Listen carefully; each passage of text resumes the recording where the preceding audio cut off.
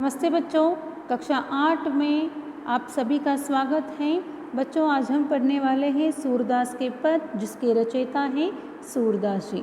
बच्चों, जो सूरदास जी है वो भक्ति काल के कृष्ण भक्ति शाखा के कवि हैं। उनको प्रमुख कवि माना जाता है। उनकी जो अधिकतर रचनाएं हैं वो सभी भक्ति पर ही आधारित हैं। और यहाँ पर आज जो हम सूरदास के पद पढ़ने वाले हैं, यहाँ पर उनके लीलाओं का एक अलग सा ही चित्र प्रस्तुत किया गया है। यहाँ पर इस पद में यशोदा मैया के वात्सल्य रूप को प्रदर्शित किया गया है और साथ ही कृष्ण के बालपन और उनकी मैया के साथ उनका कैसा नाता था, कृष्ण अपनी माता से कैसे शिकायत करते हैं और वह कैसे शरारत करते हैं, यही सब इस पद में बताया गया है। तो देखिए, मैया कभी ही बढ़ेगी चोटी, कितनी बार मोही दूध पियत भई, यह अजुई है छोटी। तू जो कहती बल्कि बेनी, जो है लांबी मोटी, काढ़त गुहत नहावत जय है, नागिनी सी भुई लोटी। काचो दूध पियावत पच पची, देती न माखन रोटी, सुर चिरजीवो दो भैया, हरिहलधर की जोटी। तो बच्चों, यहाँ पर देखिए, कवि कहते हैं कि कृष्ण अपनी माता से कैसे शिकायत कर रहे हैं। मैया कबई बढ़ेगी चोटी, मैया यानी कि माता, कबई यानी कि कब, बढ़ेगी यानी कि बढ़ेगी, चोटी यानी कि जो हम बालों की चोटी बनाते हैं उस प्रकार लंबे बालों की चोटी जो रहती है। हाँ, तो कृष्ण कहते हैं, अपनी माँ से शिकायत करते हैं। वो क्या कह रहे हैं कि मैया मेरी चोटी कब बढ़ेगी, वो आज तक क्यों नहीं बढ़ी। कितनी बार मोही दूध पियत भई, यह अजुई है छोटी।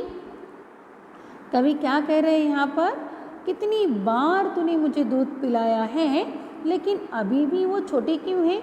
कितनी यानी कि कितनी, मोही यानी कि मुझे, पियत यानी कि पिलाना, अजुई यानी कि अभी भी, तूने मुझे कितनी बार दूध पिलाया है, लेकिन मेरी चोटी तो बढ़ ही नहीं रही है, अभी भी वो छोटी है।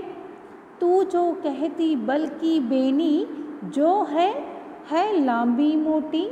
तू जो कहती यानी कि तू कहती है, बल यानी कि बलराम, हाँ, बेनी यानी कि चोटी, बल की जो बेनी है, बल की जो चोटी है यानी कि बलराम की जो चोटी है वो कितनी लंबी और मोटी है। और काढ़त गुहत नहावत जय है, नागिनी सी भुई लोटी।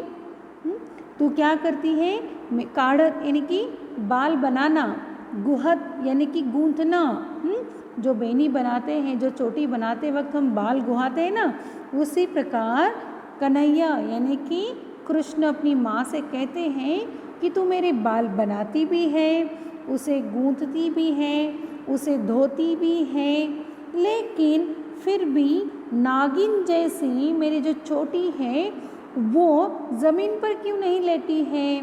भुई यानी कि ज़मीन, यानी कि भूमि, लोटी यानी कि लेटना, मेरी जो चोटी है अभी तक ज़मीन तक क्यों नहीं आई है। तो इतना सब मेरे लिए करती है, मुझे दूध पिलाती है, मेरे बाल बनाती हैं, उसे धोती हैं, लेकिन फिर भी मेरी चोटी अभी भी क्यों छोटी है। आगे देखिए, काचो दूध पियावत पची पची, देती न माखन रोटी। काचो यानी कि कच्चा, पियावत यानी कि पिलाना, तो मुझे क्या करती है, कच्चा दूध पिलाती है। पची पची यानी कि बार बार, तू मुझे क्या करती है, मुझे बार बार कच्चा दूध पिलाती है। देती न माखन रोटी, तू मुझे सिर्फ दूध पिलाती है, मुझे मक्खन और रोटी खाने को नहीं देती। इसीलिए मेरी ये जो चोटी है वो बढ़ ही नहीं रही है, क्योंकि तुम मुझे सिर्फ क्या करती हो, दूध पिलाती हो। सुर चिरजीवो दो भैया, हरि हलधर की जोटी। सुर यानी कि सूरदास जी, चिरजीवो यानी कि चिरंजीव यानी कि अमर, हाँ, दो यानी कि दोनों भैया, यानी कि सूरदास जी कहते हैं कि ये जो दोनों भाई हैं, भाई कौन है? हरिहरधर, यानी कि कृष्ण और बलराम, जोटी यानी कि जोड़ी। तो बच्चों यहाँ पर कृष्ण क्या कह रहे हैं, सॉरी सूरदास जी क्या कहते हैं कि ये जो चिरंजीवी दो भाई हैं, यानी कि कृष्ण और बलराम, इनकी जो जोड़ी है, ये इतनी सुंदर लीला दिखाने वाली जो जोड़ी है, वो हमेशा बने रहें। हाँ, तो बच्चों देखिए एक बार फिर से क्या कहते हैं, इस पद में कवि ने क्या कहा है, जो कृष्ण है अपनी यशोदा मैया से पूछ रहे हैं कि उनकी चोटी क्यों नहीं बढ़ रही है, तुम मुझे बार बार दूध क्यों पिलाती हो, और इस दूध पिलाने से ही मेरी चोटी बढ़ नहीं रही है। मैंने कितनी बार कहा है कि ये जो बलराम है उनकी जो चोटी है वो कितनी बड़ी और लंबी है, लेकिन तुम भी क्या करती हो, मुझे मेरे बाल बनाती हो, उसे नहलाती हो, उसे गूंथती हो, लेकिन फिर भी ये ज़मीन तक नहीं आ रही हैं ज़मीन। दूसरे पद में बच्चों सूरदास कहते हैं, तेरे लाल मैरो माखन खाइयो, दोपहर दिवस जानी, घर सुनो ढूंढी ढूंढोरी आप ही आयो। खोली किवारी बैठी मंदिर में, दूध दही सब सखिनी खवाइयो। उखल चढ़ी सिंके को लीन हो, अनभावत भुई में ढरकाइयो। दिन प्रति हानि होती गोरस की, यह ढोटा कौने ढंग लाइयो। सुरश्याम को हटकी न राखे, तही पुत अनोखी जाइयो। बच्चों यहाँ पर देखिए सूरदास जी क्या कहते हैं, पहले पद में उन्होंने क्या कहा है कि वो अपने मैया से शिकायत करते हैं कि उनकी जो चोटी है वो क्यों बड़ी नहीं हो रही है, और जो उनकी यशोदा मैया है वो उनको क्या पिलाती है, दूध पिलाती है, और मक्खन और रोटी उनको खिलाती नहीं है, इसीलिए उनकी चोटी बढ़ नहीं रही है। इस प्रकार की शिकायत वो अपने मैया से करते हैं। अब दूसरे पद में श्री कृष्ण के ऊपर गोपियों ने माखन चोरी का आरोप किया है, और बड़ा ही सुंदर वर्णन इस पद में सूरदास जी ने किया है।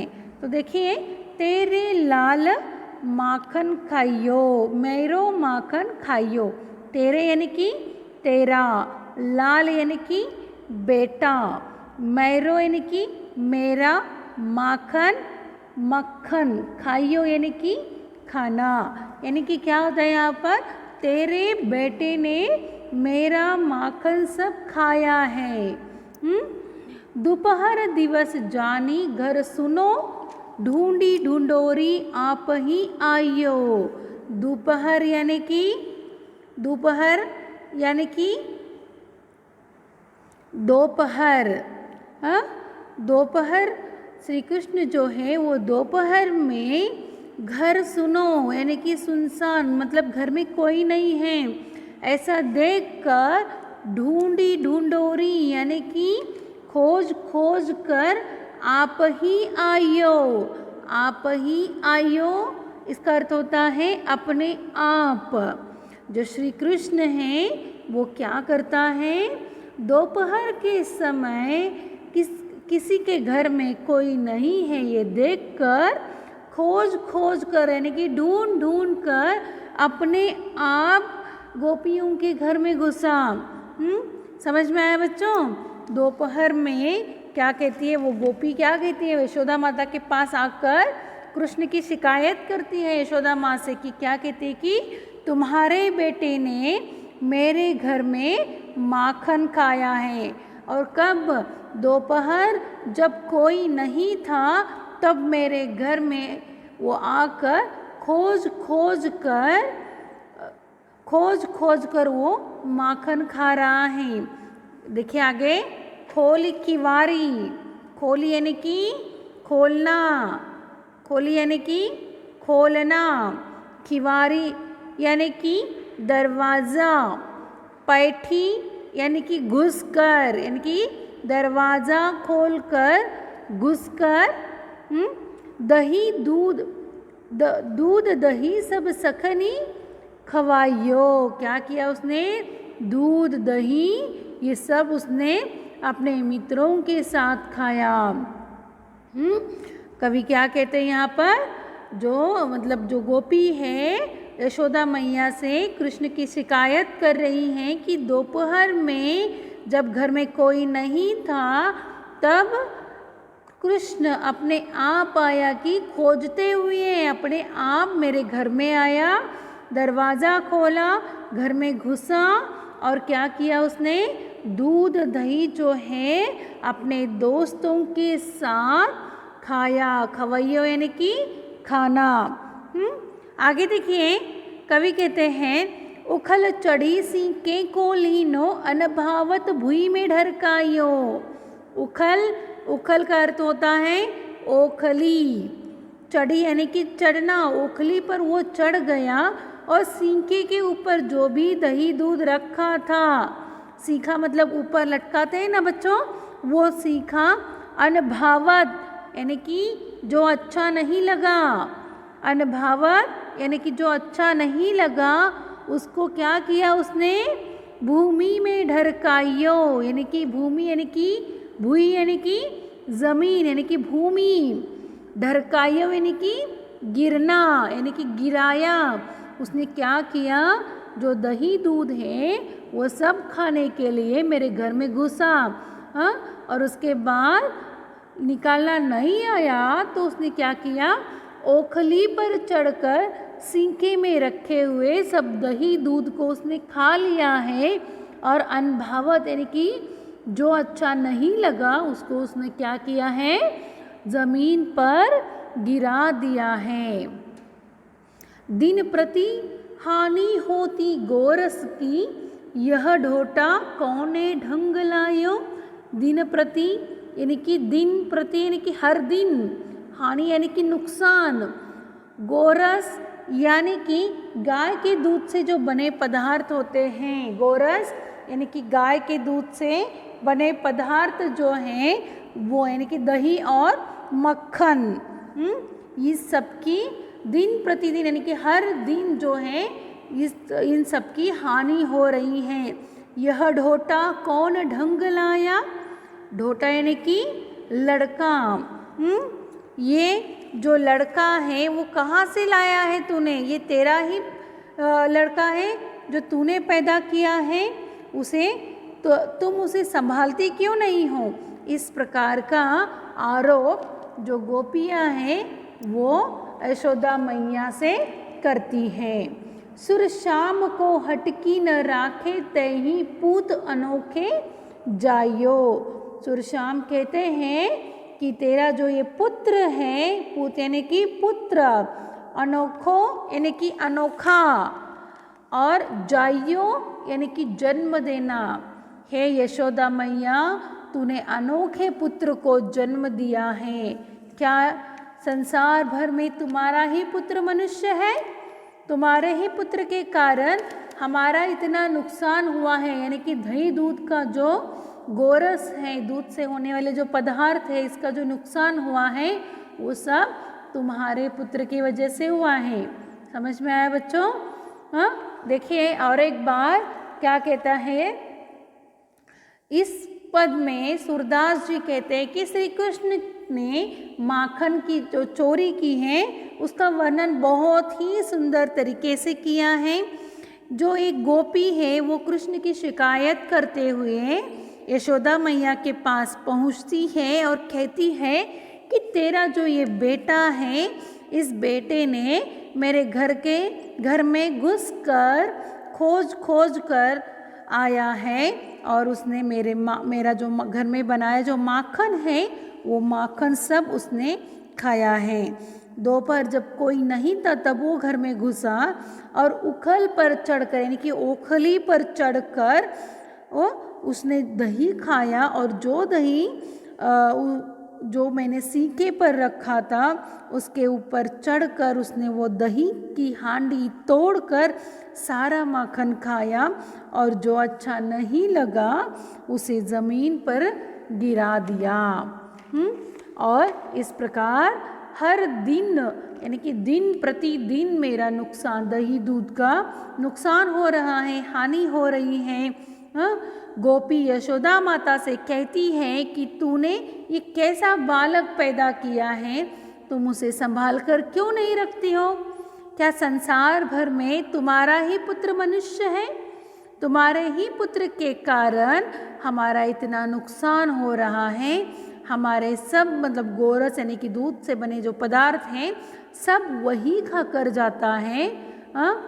तो इस प्रकार जो सूरदास जी ने पहले पद में उन्होंने कहा कि जो कृष्ण है अपनी मैया से शिकायत करते हुए हमें दिखाई देते हैं और दूसरे पद में गोपियाँ यशोदा मैया से श्री कृष्ण की शिकायत करते हुए यहाँ पर दिखाई देती हैं।